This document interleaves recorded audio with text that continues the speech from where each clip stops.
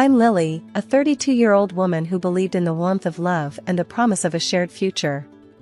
My husband, Ethan, was once the sun in my sky, but over the years, his light has dimmed, leaving me in a growing chill of neglect and harsh words.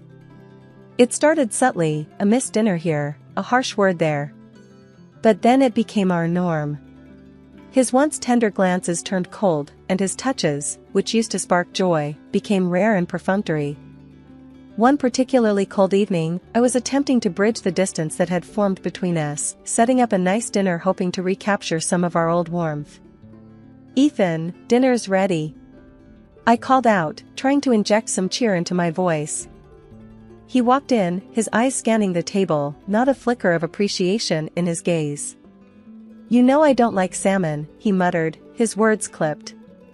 "But you used to love it," I replied, the hurt clear in my voice. He shrugged, dismissing my effort and the memories attached to it. "That was then. Can't you do anything right, Lily?"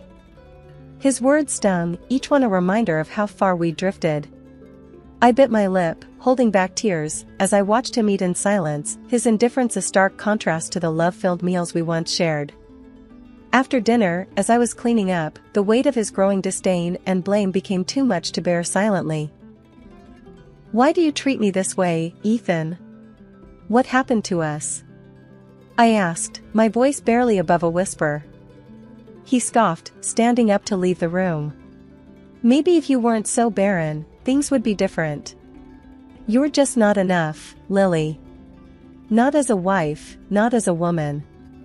His cruel words echoed in the now empty room, each syllable etched painfully into my heart. I was left alone, with the remnants of a dinner that tasted of lost love and broken dreams. That night, as I lay in bed, Ethan's presence beside me felt like miles apart.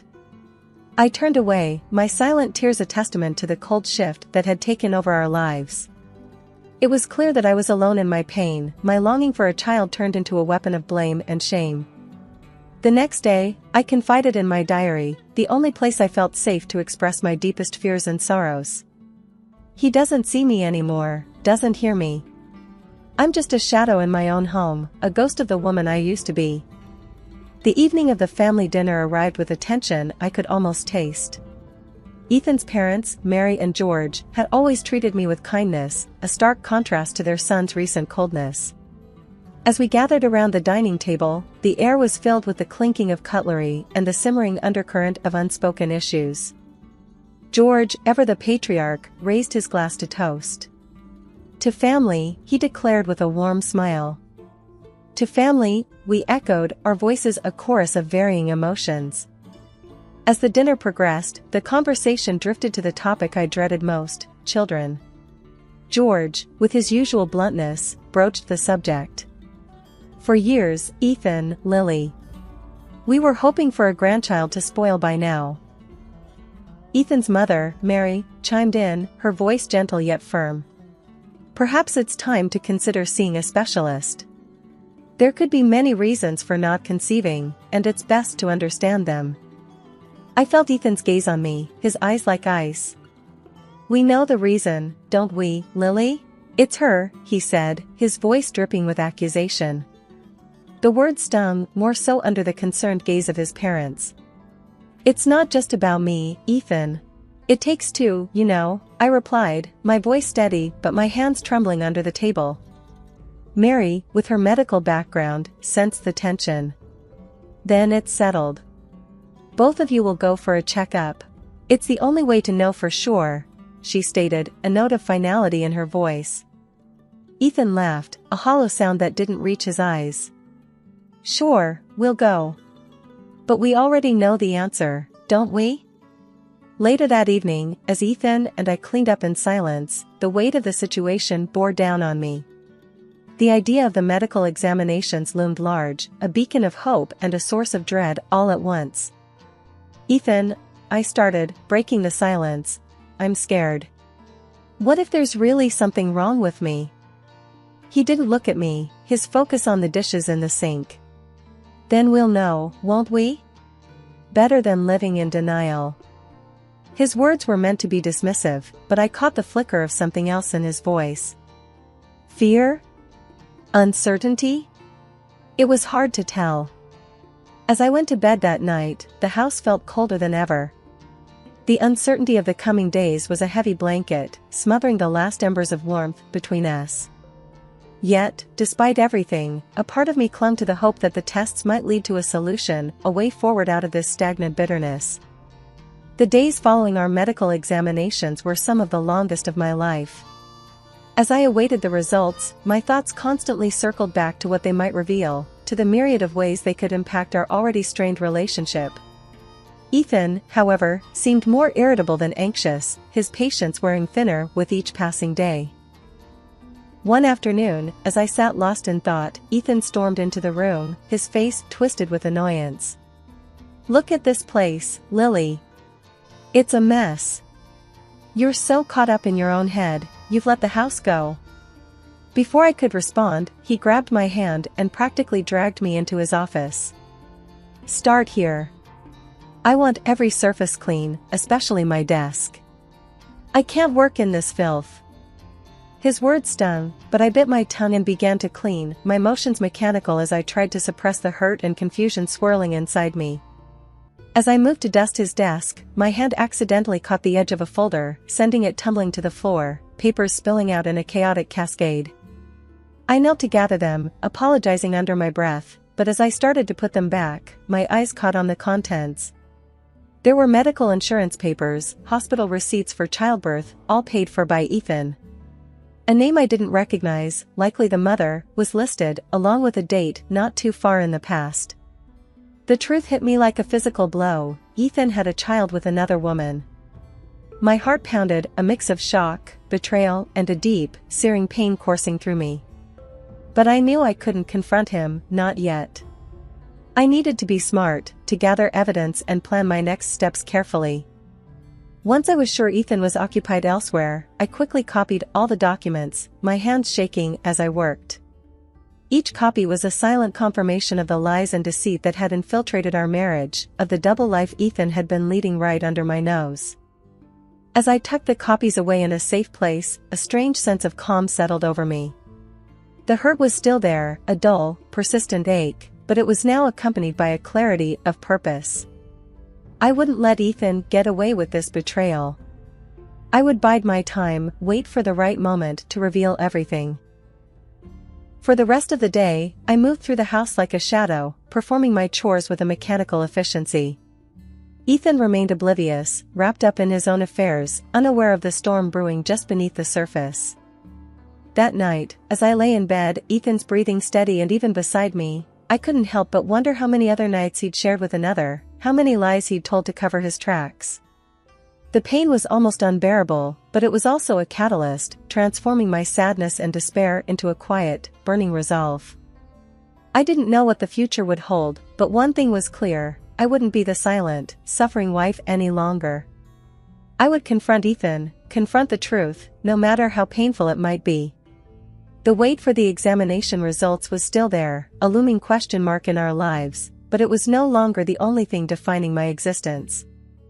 I had a plan, a purpose, and I would see it through to the end. No more waiting, no more wondering. It was time to act. As Ethan's birthday unfolded, the house buzzed with the hum of conversation and laughter, a stark contrast to the storm brewing within me. I circulated among the guests, a smile plastered on my face, my heart racing with the anticipation of the revelation to come. When it was time for Ethan to open his gifts, the room filled with the rustle of wrapping paper and appreciative murmurs. Finally, it was my turn. I handed him a neatly wrapped box, my hand steady, my resolve firm. "Happy birthday, Ethan," I said, my voice betraying none of my inner turmoil. He accepted it with a confident smirk, perhaps expecting something mundane, something that would affirm the facade of our marriage. But as he lifted the lid and his eyes scanned the contents, his expression morphed from smug assurance to utter shock. "What's this?" he stammered, his voice faltering as he held up the documents for the room to see. "It's the truth," I said simply, standing firm amidst the sudden wave of tension that swept through the room. The guests leaned in, a collective intake of breath filling the space as they tried to make sense of the scene unfolding before them. Ethan's mother, Mary, took the papers from his trembling hands, her eyes widening as she read the details spelled out on the page. "Ethan, is this true? Do you have a child with another woman?" Her voice was a mix of disbelief and rising anger. Ethan's face turned pale, his usual composure shattered. "It's not how it looks, I can explain." He fumbled with the papers, his gaze darting around the room, desperately seeking an ally. But there was no respite to be found. The guests murmured among themselves, the air thick with judgment and shock. Ethan's father, George, stood up, his face a mask of disappointment and rage. "Explain? How could you do this, not just to Lily, but to all of us? We're your family." His voice boomed, cutting through the whispers like a knife. Ethan opened his mouth to respond, but no words came. He looked around at the faces of friends and family, at the disillusionment and accusation reflected back at him.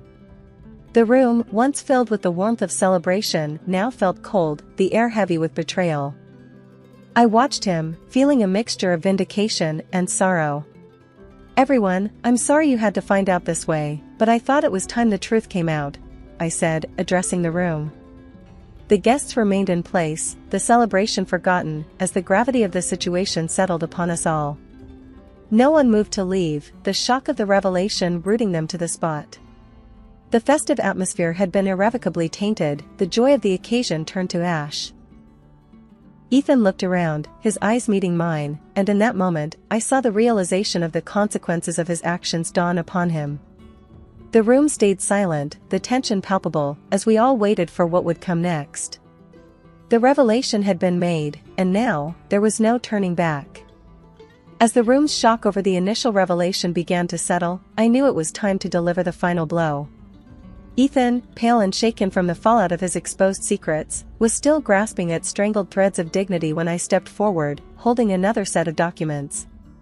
"Ethan," I began, my voice clear and unwavering, "there's more you need to know." I handed him the envelope containing the medical results we'd both been anxiously awaiting. The room, already thick with tension, seemed to hold its breath as Ethan's hands trembled slightly while opening it. His eyes scanned the contents, and the color completely drained from his face, leaving him ghostly pale. "What is it, Ethan? What does it say?" his mother, Mary, demanded, her voice sharp with concern and growing anger. He couldn't speak, couldn't even lift his gaze from the paper that spelled out a truth so ironic it was almost poetic. He was the one who was infertile. I spoke up, filling the heavy silence. "The tests show that Ethan is infertile. It's not me who's been unable to conceive." The revelation hit the room like a physical force. Whispers erupted among the guests, a mix of sympathy for me and disbelief at Ethan's situation. His parents, Mary and George, looked from the papers to their son with expressions that morphed from shock to anger. "Infertile? But you blamed Lily all this time." Mary's voice cracked, her disappointment palpable. George stood, his disappointment hardening into a cold fury. "You've not only been unfaithful and lied to us all, but you dared to shame and blame Lily for something that was your own issue." The accusations flew, thick and fast, each one landing like a blow. Ethan's facade of control shattered completely, leaving behind a man I barely recognized. He was no longer the confident, sometimes arrogant person I had married. Instead, he was small, exposed, and undeniably alone. "But I didn't know," he stammered, his voice barely a whisper against the storm of condemnation. "It doesn't matter if you knew or not," George boomed, his voice resonating with finality. "You've deceived everyone here, most of all Lily." The room buzzed with the weight of betrayal and deceit. Ethan's life, once so orderly and controlled, was unraveling before our very eyes. His once loving parents now looked at him with eyes filled with something akin to strangers' disdain. As the room processed the news, Ethan's mother, Mary, turned to him with a mixture of anger and disbelief. "Ethan, if you're infertile, then who is the father of your mistress's child?" The question hung in the air, heavy and ominous. Ethan's shock was apparent, his face contorting into an expression of disbelief and betrayal. I don't know. I never. I never considered she might be cheating on me too. The admission sent a ripple through the room, the guests exchanging looks of disbelief and pity. George, Ethan's father, stood up, his stature commanding the attention of everyone present. "You've been deceived, son, just as you've deceived us all." It's a bitter irony that's hard to swallow. The accusations continued to fly, each word a nail in the coffin of Ethan's once neatly arranged life. His parents, once his staunchest supporters, now looked at him with eyes filled with disappointment and a deep, unspoken sadness. They had lost a grandson they thought they had and were now grappling with the reality of their son's deceit and the complexities of his betrayal. As the gravity of the situation sank in, Ethan seemed to crumble, his usual arrogance and control evaporating into the charged air of the room. I need to figure this out. I need to understand what's happened," he murmured, more to himself than anyone else. The guests began to leave, the atmosphere too charged with anger and disillusionment to bear. Ethan's parents remained, their expressions grim and thoughtful, a stark contrast to the joy and celebration that had marked the beginning of the evening. The room emptied until it was just Ethan, his parents, and me. The silence that followed was a testament to the broken relationships and trust that lay in tatters around us. Ethan's world had come crashing down, and as he sat there, head in his hands, it was clear that the journey ahead would be a difficult one, filled with introspection, legal battles, and the daunting task of rebuilding his shattered life. For me, the revelation of the medical results was a vindication of sorts, but it was also a reminder of the complex web of lies and deceit that had ensnared us all. As I looked around the room, at the faces of those I had once considered family, I knew that while this chapter was closing, the story was far from over. There were questions to be answered, wounds to heal, and a new path to forge. The tables had turned, indeed, but the full extent of the fallout was yet to be realized. The dust had barely settled after the revelations of Ethan's birthday when I found myself navigating the aftermath of our shattered marriage. The house, once filled with shared dreams and laughter, now echoed with the heavy silence of our broken vows. Ethan, a mere shadow of the man I once knew, tried to approach me the morning after, his eyes rimmed with red, a mix of sleeplessness and perhaps regret. "Lily," he started, his voice hoarse. I don't even know what to say." "What is there to say, Ethan?" I replied, my voice steady, a stark contrast to the turmoil inside. "The truth is out.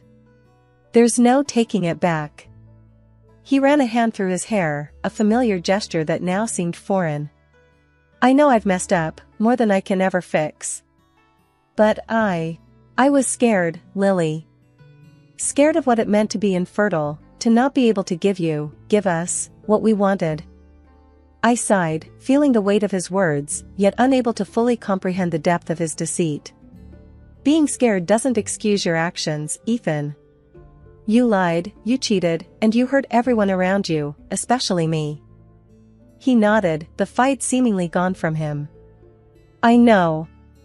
And I'll do whatever it takes to make it right, if not for us, then for my own conscience." The room grew quiet, the air between us thick with unsaid words and unresolved pain. I knew that the path ahead was one I would have to walk alone, the trust and love we once shared now just remnants of a past life. In the days that followed, I took action. I met with lawyers, collected the necessary documents, and filed for divorce. Each step felt like a liberation, a reclaiming of the dignity and respect I had lost in the shadow of Ethan's betrayal. The legal proceedings were a blur, a series of meetings and signatures that dissolved the life we had built together. Ethan didn't fight it, his compliance a small solace in the storm of our separation. As I walked out of the lawyer's office, the final papers in hand, I felt a mix of relief and sorrow. My marriage was over, the dreams we shared irreparably damaged. Yet, I also felt a spark of hope, a sense that from the ashes of this ordeal, a new, stronger Lily was emerging. The community, once so integral to our lives, watched from a distance, their whispers and pitying glances a constant reminder of the scandal that had unfolded. But among the murmurs, I also found support, friends and neighbors reaching out with offers of help and words of encouragement. One afternoon, as I sat in the garden, the sun warming my face, Mary came to visit. Her eyes were kind, but I saw the hurt that still lingered there. Lily, I just want you to know, we don't blame you. You've handled this with more grace than anyone could expect, she said, taking my hand in hers. I looked at her, the woman who had been like a mother to me, and felt a pang of shared loss. Thank you, Mary. I just wish things could have been different. She squeezed my hand, a silent acknowledgement of the complex tangle of emotions that surrounded us. You'll always be part of this family, Lily. No matter what. The conversation lingered in the air long after she left, a bittersweet reminder of the ties that still bound me to the life I was leaving behind. As I packed up my belongings, each object a memory of the life Ethan and I had shared, I realized that this wasn't just an end, it was also a beginning. A chance to rebuild, to rediscover who I was outside the shadow of my marriage. And as I turned the key in the lock one last time, leaving behind the house that had been my home, I knew that this wasn't just a farewell. It was a declaration of independence, a first step into a future that, while uncertain, was entirely my own. The finality of signing the divorce papers was both liberating and somber. I had filed for divorce from Ethan, demanding compensation for the emotional turmoil and betrayal he caused. My lawyer, a competent and empathetic woman, assured me that the evidence I gathered made a strong case for a substantial settlement. Ethan, on the other hand, found himself entangled not only in our divorce but also in a legal battle with the mistress who had deceived him. He had spent a fortune on medical expenses and supporting the child he believed was his, only to discover the web of lies that had ensnared him. Now, he was suing her, trying to recoup some of his losses and salvage what little dignity he had left. I watched from a distance as Ethan's once controlled and proud life unraveled. There was no joy in seeing him brought so low, but neither was there pity. He had made his choices, and now he was facing the consequences. The man I once loved had become a stranger, one whose fate no longer stirred any emotion in me other than a detached acknowledgement that justice, in its own way, was being served. As for me, I was busy building a new life. The settlement from the divorce provided a financial cushion that allowed me some peace of mind. I moved into a new place, smaller and cozier than the house I shared with Ethan, a place that quickly started to feel like home. It was my sanctuary, filled with my things, decorated to my taste, a visual representation of my newfound independence. I often sat in my new living room, a cup of tea in hand, reflecting on the tumultuous journey I had undergone. The tears and heartache felt like a distant memory, and in their place was a growing sense of self-awareness and strength. I had survived the worst of storms, and now relished the calm that followed. Friends and family were a constant source of support, their love and care helping to mend the parts of me that were broken by Ethan's betrayal. They cheered me on as I took the first tentative steps into a future that was entirely my own, unshaded by the expectations or failings of another. In the end, I found that I didn't need revenge or to see Ethan suffer. My greatest triumph was in reclaiming my life, in proving to myself that I could move past the pain and emerge stronger and more resilient. The wounds he inflicted would always be part of my story, but they no longer defined me. Instead, they were a testament to my ability to overcome and to thrive, despite the odds. As I closed this chapter of my life, I felt a profound sense of closure and optimism. The journey ahead was mine alone, filled with opportunities and experiences waiting to be discovered. And as I stepped out each day, I did so with a lighter heart and a certainty that no matter what the future held, I was ready for it, stronger and wiser than ever before. Ethan was a chapter closed, a lesson learned, and now it was time to write new stories, ones filled with hope, growth, and the promise of a better tomorrow.